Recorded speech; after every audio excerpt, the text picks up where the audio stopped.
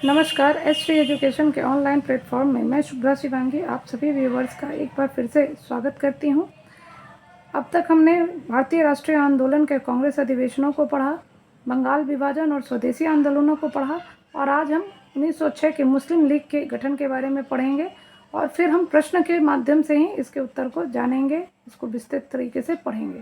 तो पहला प्रश्न जो मैंने लिया है वो है, किसने ऑल इंडिया मुस्लिम लीग की स्थापना की?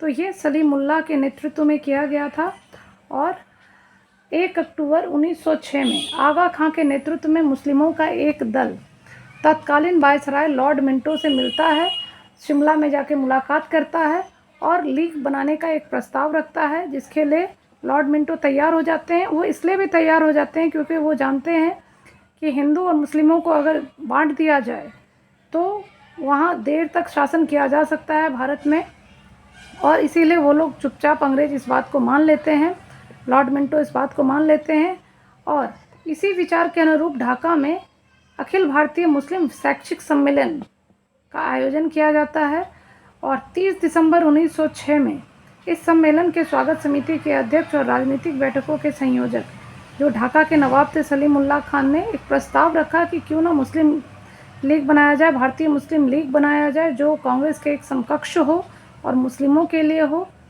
और इसमें 56 सदस्यीय अस्थायी समिति का चयन किया गया, जिसमें मोहसिन उल मुल्क और बकार उल मुल्क को संयुक्त रूप से संगठन का सचिव बनाया गया। अब बकार उल मुल्क को ही सचिव भी बनाया गया और बाद में उनको अस्थायी अध्यक्ष बनाया गया था। लखनऊ में मुस्लिम लीग का मुख्यालय बनाया गया और आगा खां इसके प्रथम स्थायी अध्यक्ष बनाए गए। संस्थापक अध्यक्ष की बात की जाए तो वो थे सलीमुल्लाह खान, और अगर संस्थापक सदस्यों की बात की जाए तो सलीमुल्लाह, आगा खां, मोहसिन उल मुल्क, बकार उल मुल्क, ये सभी उसमें शामिल थे।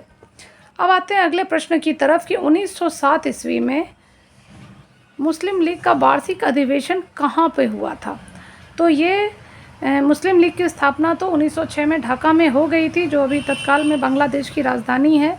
उस समय अविभाजित था भारत और 1907 में इसका दूसरा जो वार्षिक अधिवेशन होता है, वो पहला वार्षिक अधिवेशन तो वहाँ पे स्थापना होता है 1906 में ढाका में, और जो पहला वार्षिक अधिवेशन होता है वो कराची में होता है जो अभी तत्कालीन पाकिस्तान में है, और 1908 में इसका दूसरा अधिवेशन अमृतसर में होता है।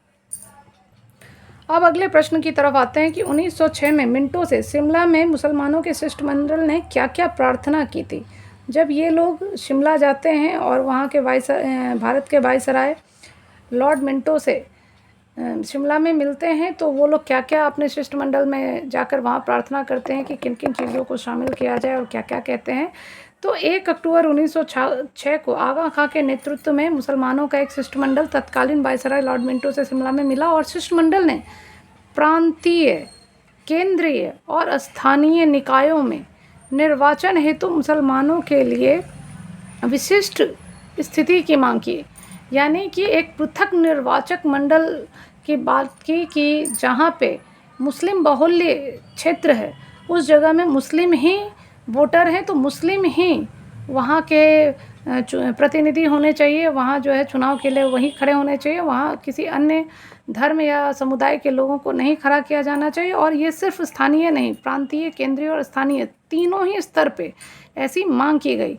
और तब मिंटो ने मुसलमानों को आश्वासन दिया कि उनके राजनीतिक अधिकारों और हितों की रक्षा की जाएगी, क्योंकि वो तो इसी चक्कर में थे ही कि किसी भी तरीके से इन लोगों में फूट डाला जाए, और ये फूट का एक रास्ता इनको ये लोग खुद ही मुस्लिम लीग के लोग चलकर दे देते हैं।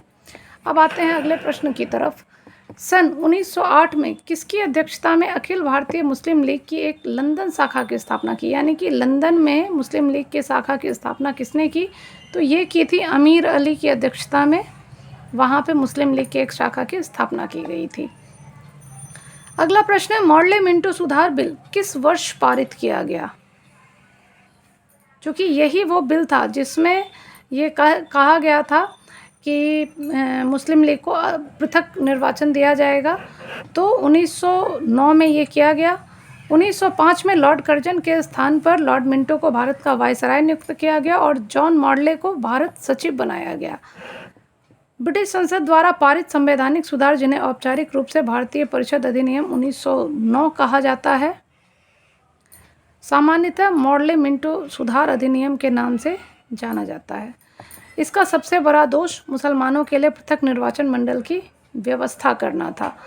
चूँकि इनका था ही, ये दोष कहा जाए या फिर ये कहा जाए कि ये मुसलमानों की ज़िद थी, जिनके कारण जो है हमारा देश विभाजित हो गया और पाकिस्तान अलग हो गया हमारे देश से।